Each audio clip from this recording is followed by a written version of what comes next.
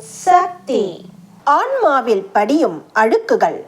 கண்ணாடியில் தூசி படிந்துவிட்டால் அடிக்கடி துடைத்து சுத்தப்படுத்தி பயன்படுத்துகிறீர்கள். அதுபோல ஆன்மாவிலும் ஆசை, அகந்தை, பொறாமை, கோபம் முதலிய அழுக்குகள் படிகின்றன. அந்த அழுக்குகள் சேராமல் பார்த்து கொள்ள வேண்டும்.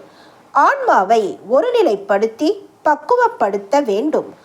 ஆன்மா என்ற சக்தி உடலை விட்டு போய்விட்டால் எதுவும் இல்லை. உங்கள் உள்ளே இருக்கும் ஆன்மா தான் அம்மா.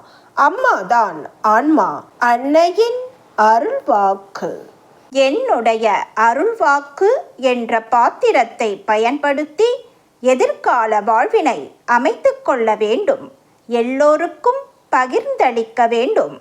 அன்னையின் அருள்வாக்கு. Please share and subscribe. ஓம் சக்தி.